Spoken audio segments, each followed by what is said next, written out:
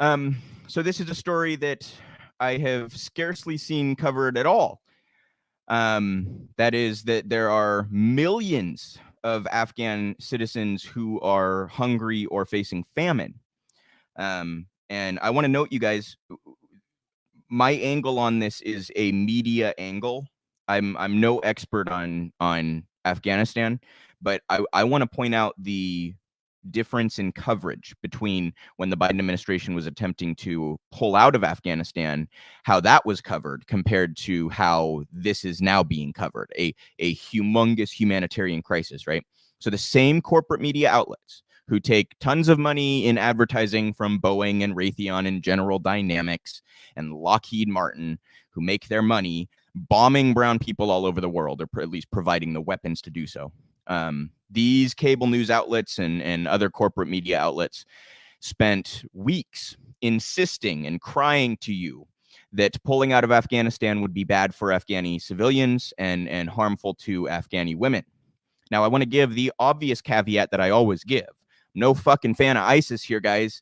Do not like how theocratic right-wing maniacs treat women. Not a fan, not at all. Wish I could change it, okay? That is a different issue from the United States military involvement in the region, which, as we covered last week, has actually created more of that extremism, over double, than when we entered these conflicts 2 decades ago. So I want to make sure those two things are separate and give the caveat. I'm no fucking fan of those in charge in Afghanistan right now, right? But I want to point out the difference in coverage here, right? Remember, so they're crying about the Afghani women, Afghani civilians, how we're going to leave them to ISIS, this and that, right? When we're pulling out of a war. So notice who stands to benefit from their narrative in this particular instance. It's those I mentioned earlier, right? It's shareholders at Raytheon and Boeing and Lockheed, and General Dynamics, and others, who stand to benefit from staying in Afghanistan. They made billions off of this war. So when their advertisers and some of their top hosts, who they parade around as experts, like ex-generals who've gotten everything wrong their entire goddamn career, when these people oppose pulling out of Afghanistan, the media goes into overdrive to sympathize with the helpless Afghani civilians. And yet, when months later, when our decision to freeze billions of dollars of Afghani government assets and our sanctions turns around and creates potential famine for millions, 23 million people going hungry or facing possible hunger in Afghanistan. 23 million people. When this happens, how does that same press turn around and report it?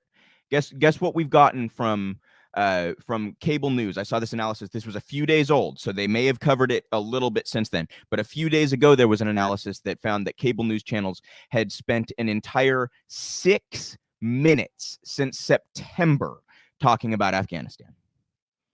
So once their buddies at Raytheon no longer stand to benefit, cable news shuts the fuck up.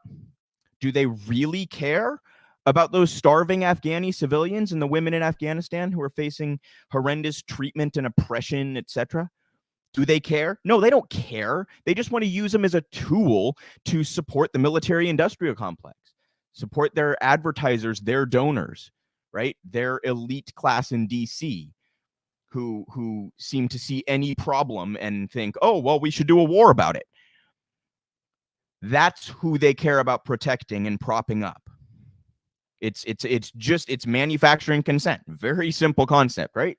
That's all that was. That was, we found a tool we can exploit. By the way, how shameful to use people who are suffering in this manner.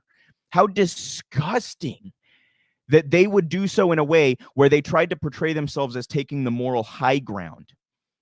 It's nauseating. It should make your stomach lurch. I mean, that's just gross. But this is what they did. And now they're silent, right? Nothing to say now that millions are facing famine and starving. Nothing to say. Disgraceful. This is in Esquire. We don't care that Afghans are starving because the outrage was always about American humiliation. The real problem with the withdrawal was not that it left the Taliban in power and the rights of women, Afghan women and girls in peril. It was an affront to American exceptionalism. Like most Americans, I rarely thought about Afghanistan day to day, even while my own country was occupying it.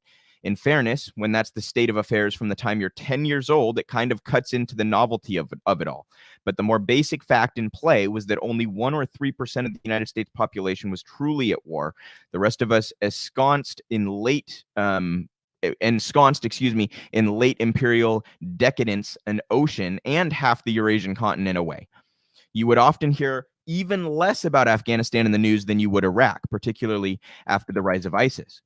Afghanistan did become a subject of interest to a larger swath of Americans last year when President Joe Biden finally followed through on the promises of the last 3 presidents, himself among them, and withdrew the remaining U.S. forces there. It was a messy exit, complete with footage reminiscent of Americans fleeing Saigon under similar circumstances, as well as a deadly terrorist attack outside the Kabul airport. There was also the U.S. retribution for that attack, a drone strike the military at first claimed killed a terrorist combatant only, for it to soon emerge that the Hellfire missile had killed a civilian man and his family when it crashed into the courtyard. I'm sure you all remember that story of the children running out to see their dad as he got home and then getting drone striked.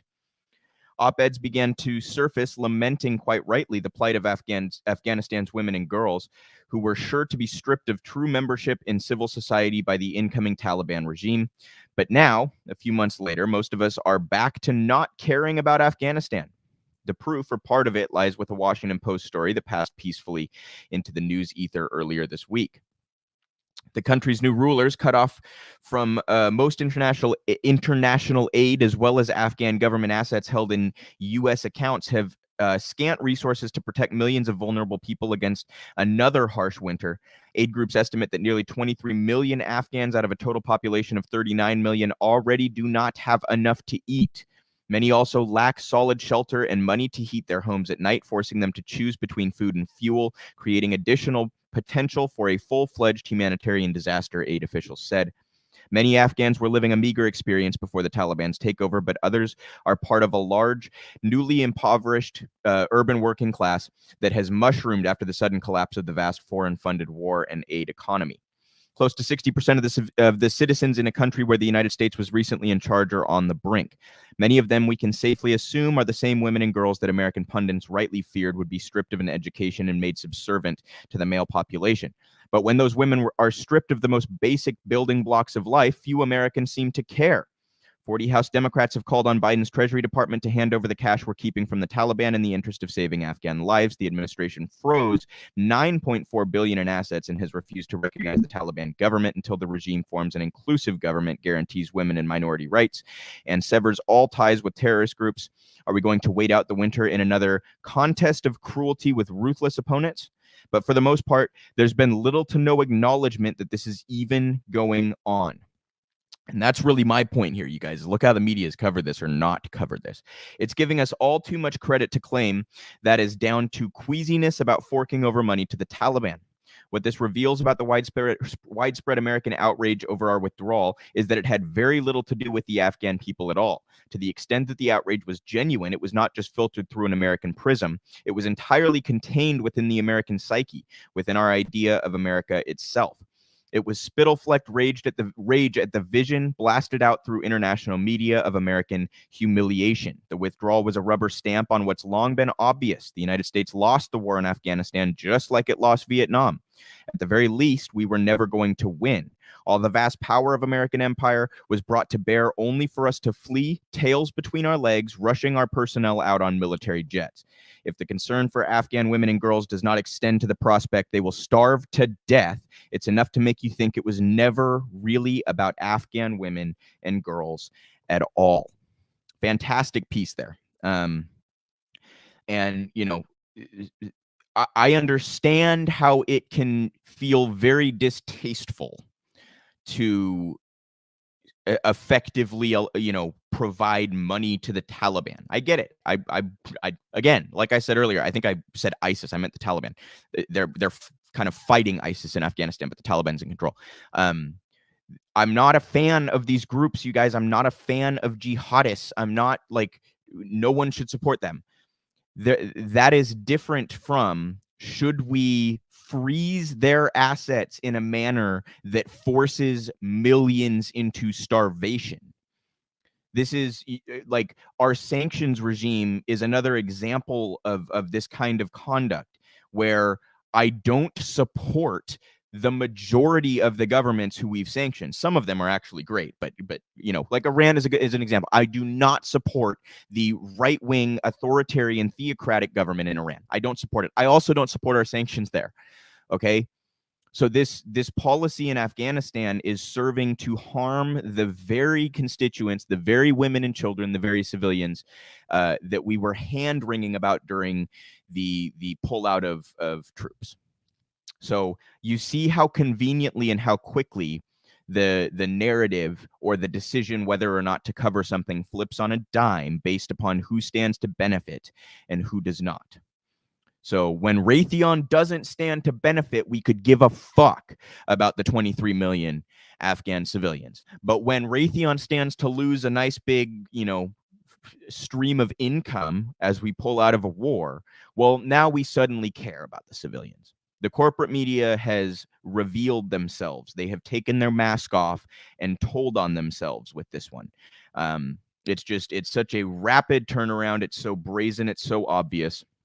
And you all should take note of this in determining what sources are worthy of your time and your viewership.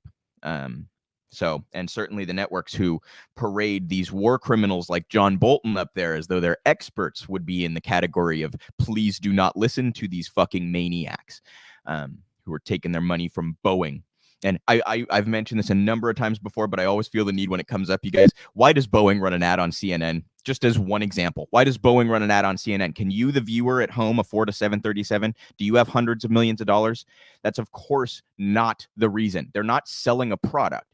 They're, first of all, in a simple sense, they're trying to maintain a positive, you know, public view on their brand. But more importantly, what they're doing is buying influence from CNN and whatever other network they're advertising on. To them, it's well worth their money to ensure that all of the coverage favors these wars that they get to reap massive profits from.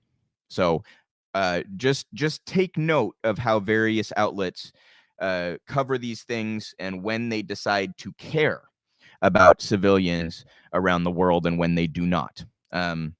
And I've showed this clip before. This was when I was first with Real Progressives. One of my first streams, I showed this clip, but it's just so it's just a great clip going back from World War II to now. Well, really, it stops 20 years ago because the clip is from 20 years ago. But this is Noam Chomsky explaining how every single post-World War II president belongs at The Hague.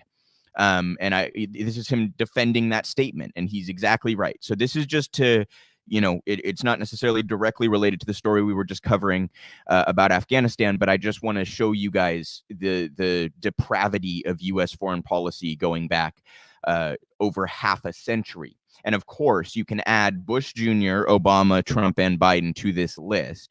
Chomsky only gets to the point where where this interview was done in the early 2000s. So this is Noam Chomsky talking about how explaining one by one how each post-World War II president belongs at The Hague.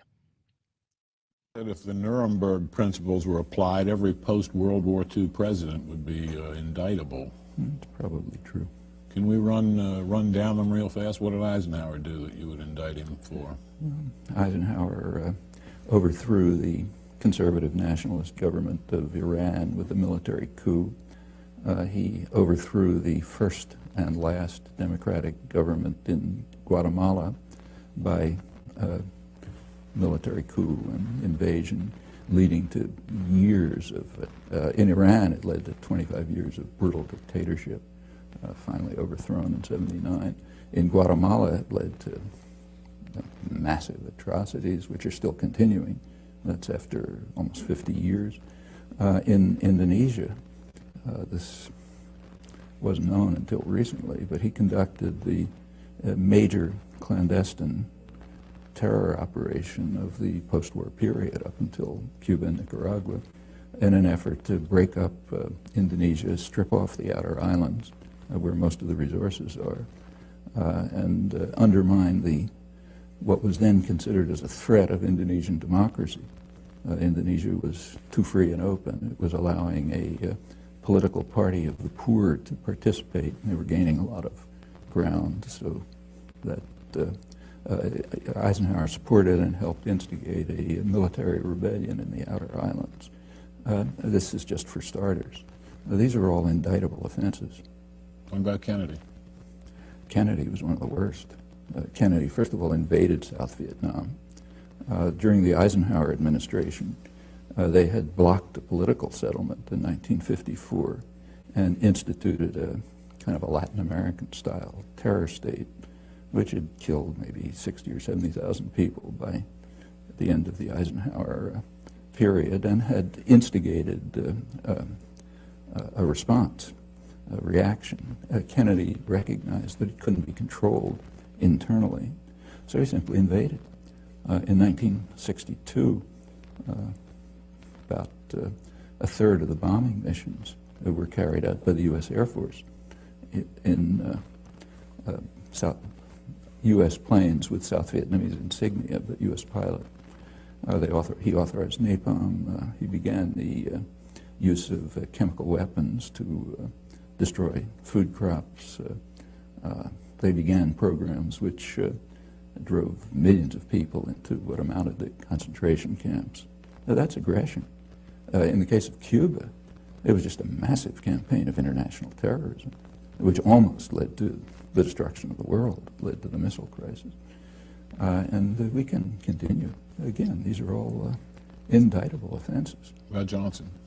Well, Johnson expanded the war in Indochina to the point where ended up probably leaving 3 or 4 million people dead. He invaded the Dominican Republic to block what looked like a potential democratic revolution there, supported the Israeli occupation in its early stages. Again, we can go around the world. Take, say, Carter. You know, I'll get there, but Nixon's next. Nixon, we don't even have to talk about. We can skip that one, okay? But Ford, then Ford.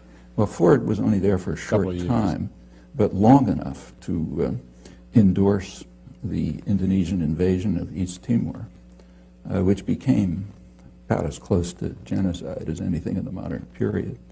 They pretended to oppose it, but secretly supported, in fact, not so secretly. The U.S., immediately after the invasion, the U.S. did join the rest of the world in formally condemning it at the Security Council. But Ambassador Moynihan was kind enough to explain to us, in his words, that his instructions were to render the United Nations utterly ineffective in any actions it might take to counter the Indonesian invasion. And he says proudly that he did this with considerable success. His next sentence says, in the next few months, it seems that about 60,000 people were killed. And then he goes off to the next topic. That's the first few months, went on to probably hundreds of thousands. Formally, the U.S. announced a boycott of weapons, but secretly it increased the supply of weapons, including counterinsurgency equipment, so that the Indonesians could consummate the invasion. That's just a short period in office, but that's indictable. Seriously, in fact, that's a major war crime. Carter? Carter increased, as the Indonesian atrocities were increasing. They peaked in 1978. Carter's flow of weapons to Indonesia increased. When Congress imposed human rights restrictions, by then there was a human rights movement in Congress, to block the flow of advanced weaponry to Indonesia, Carter arranged through Mondale, vice president, to get Israel to send U.S. Skyhawks to Indonesia to enable Indonesia to complete what turned out to be near genocide, killing maybe a quarter of the population or something. In the Middle East, Carter just won the Nobel Prize. His great achievement was the Camp David agreements, The Camp David agreements are presented as a diplomatic triumph for the United States.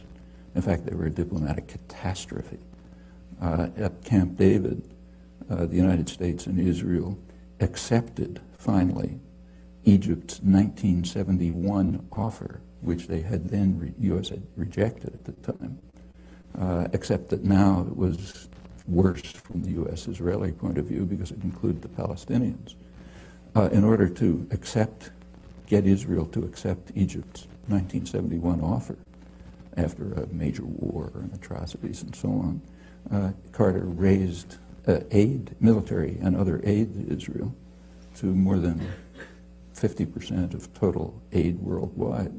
Israel used it at once in exactly the way they said they were going to do, as every sane person knew, as an opportunity to attack their northern neighbor, first in 1978, then in 1982, and to increase integration of the occupied territories. And that's for starters. We can continue.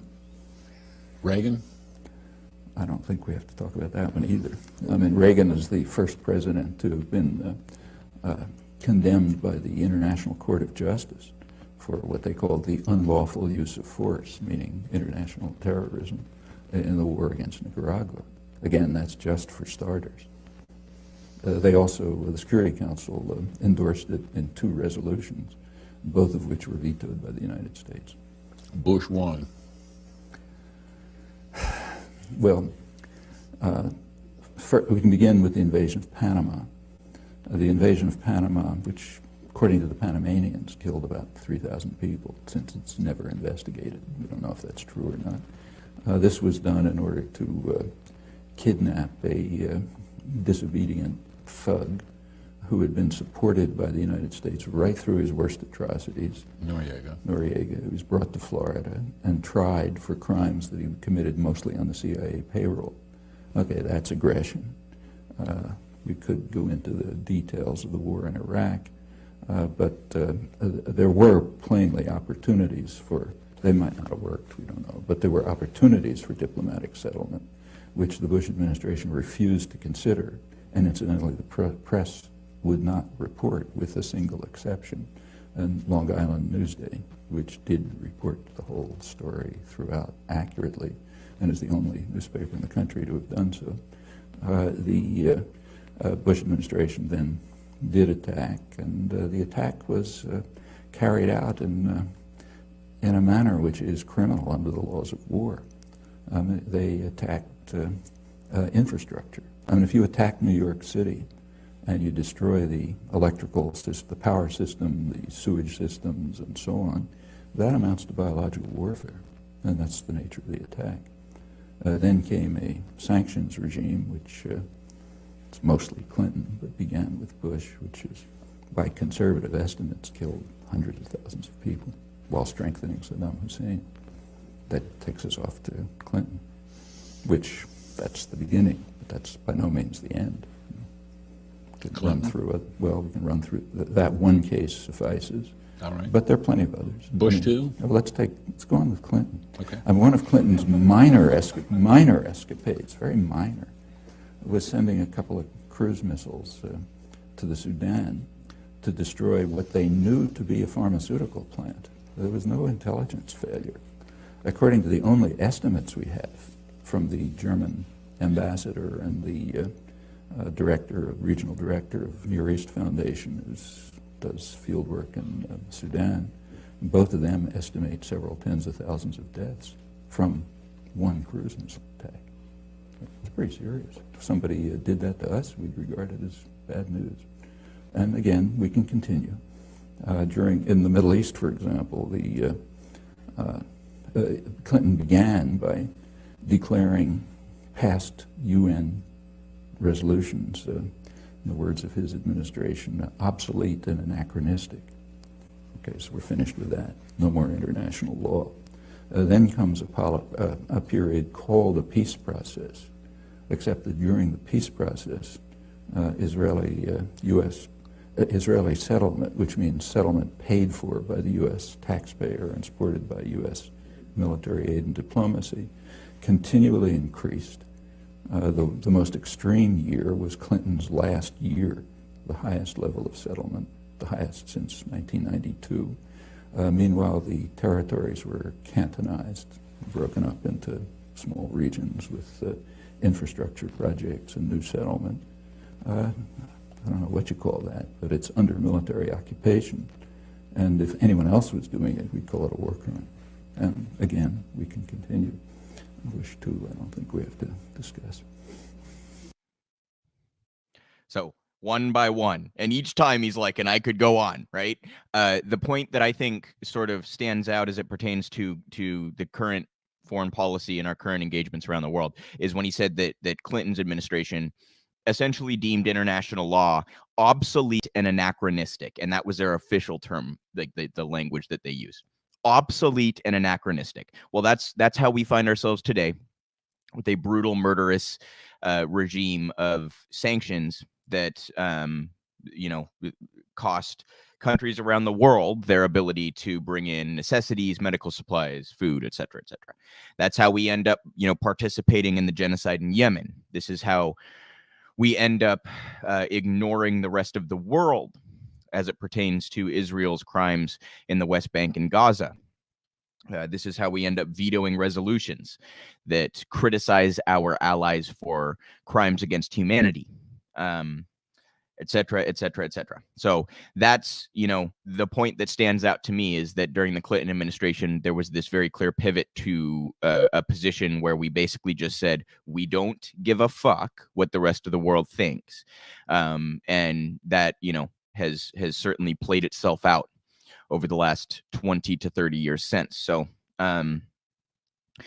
again, I know I've showed that clip before and that it's not specific to any of the stuff that we're dealing with today, but Chomsky breaking down how each president seems to participate in this same general dynamic to some capacity or another. And all of the post-World War II presidents do belong at The Hague. They're all war criminals. And that includes those he didn't get to, right? Those since that video. So we will keep an eye on the situation in Afghanistan, but just note how the media chooses to cover this and when they choose to, pretend to care about civilians in various countries around the world, including women in Afghanistan.